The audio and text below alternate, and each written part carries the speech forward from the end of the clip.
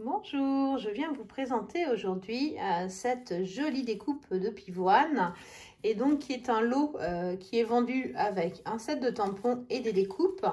Je vous ai préparé pour bien comprendre tout ce que comprend ce lot, donc les tampons avec leur découpe, les feuilles et tout ce qui permet de former la pivoine, et y compris pour faire de jolies feuilles et le cœur de la fleur. Et vous avez également une très jolie bordure qui pourrait faire vraiment un bel effet sur un album. Donc ça, c'est ce que vous pouvez avoir quand vous commandez le kit, qui est page 84.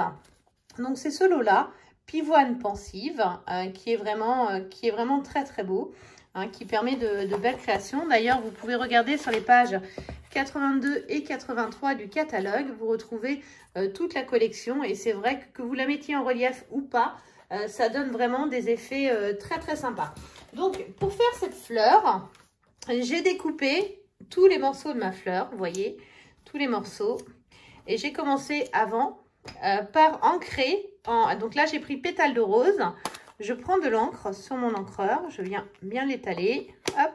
Et là je vais venir juste ancrer les bords avec un petit doigt en mousse. J'aime beaucoup parce que ça donne un petit effet chouette. Et le ton sur ton, ça met juste en valeur.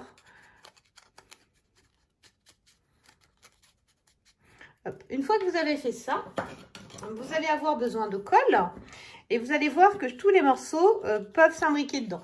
Éventuellement, avant, vous pouvez, avec votre outil touche à tout, donner un petit peu de forme, si vous le souhaitez, en enroulant dessus, comme ça, histoire de donner un petit peu de forme à vos pétales. C'est vrai que ça peut être sympa de donner un petit peu de volume et de choisir une fois dans un sens, une fois dans l'autre. Donc là, je vais plutôt le faire dans ce sens-là. Mais c'est très joli aussi à plat, hein. Il ne faut pas vous dire que vous êtes obligé de venir donner du relief. Hop. Et vous pourriez le faire aussi avec le plioir de gaufre, avec votre plioir en os. Mais là, pour les petits détails comme ça, je trouve qu'on est mieux avec l'outil touche à tout. C'est plus facile pour le faire.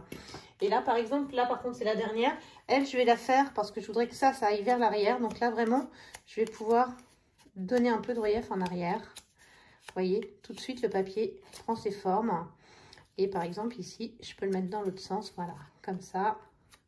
Donc, une fois que vous avez fait ça, vous prenez la première pétale. Et vous voyez, tout va s'imbriquer les uns dans les autres. Donc, je vais le passer ici au milieu. Hop. Je vais mettre de la colle sur la partie basse.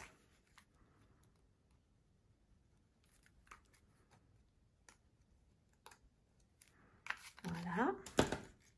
Et je vais venir juste faire coïncider vraiment les deux découpes ensemble. Vous voyez, c'est fait pour être pile poil. Et vous voyez déjà, le cœur prend. Ensuite, je vais venir faire la même chose ici. Donc, je vais venir le glisser à l'intérieur. Donc, toujours du plus petit vers le plus grand. Je vais venir mettre ma colle. Je vais venir chevaucher. Vous voyez, tout est fait pour que vous facilitez la vie. Donc là, vous voyez, tout de suite, ça prend forme. Et la dernière, donc je vais mettre la colle toujours sur la partie la plus petite pour éviter d'en mettre de trop. Et là, je vais venir la coller juste dessus.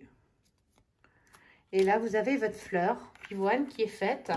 Ensuite, il vous reste à ajouter le petit pistil au milieu que vous allez pouvoir glisser ici. Et là, vous allez avoir votre fleur qui est prête et en 3D. Si vous ne donnez pas de relief, ça peut être très joli aussi. Et pour le feuillage, donc vous allez faire ces découpes-là avec celle-ci et vous allez venir les mettre sur le bord et ça vous fera de jolies fleurs. Donc voilà, c'est vraiment quelque chose de très sympa que vous pouvez détourner pour toutes les occasions. Donc là, c'est une carte pour un mariage, le mariage d'un membre de ma famille. Et j'ai ici agrémenté avec des petits embellissements qui sont très jolis, qui sont assortis aux couleurs, donc du blanc, du pétale de rose et du transparent. Et en l'occurrence, moi j'ai mis le transparent et j'ai utilisé un nouveau plieur de gaufrage de losange qui est discret, mais qui donne un cachet qui est vraiment très très beau. Et ces étiquettes que j'aime beaucoup utiliser, mais que vous le connaissez déjà, ce sont des étiquettes, ce sont les étiquettes cadres décoratifs, avec vraiment des découpes qui sont très très jolies. Bon, là, ils sont un peu en vrac puisqu'on les a utilisés hier en atelier. Mais c'est vraiment des choses très sympas. J'en profite pour vous montrer et mettre à l'honneur quelqu'un qui m'a envoyé une très jolie carte que j'ai reçue dans ma boîte aux lettres. Et j'ai été très touchée.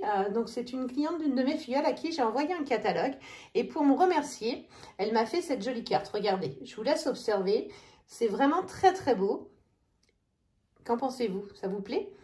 Voilà, donc si jamais vous souhaitez découvrir les produits Stampin' Up, que vous souhaitiez les commander, vous pouvez aller sur ma boutique en ligne ou sur mon espace, sur mon blog, Sonia, donc créersoi-même.fr, et sur ma boutique en ligne Stampin' Up, c'est soniabenedetti.stampinup.net. Donc n'hésitez pas à venir, à me poser des questions, et c'est aussi le moment de devenir des mots. Je vous dis à bientôt, au revoir.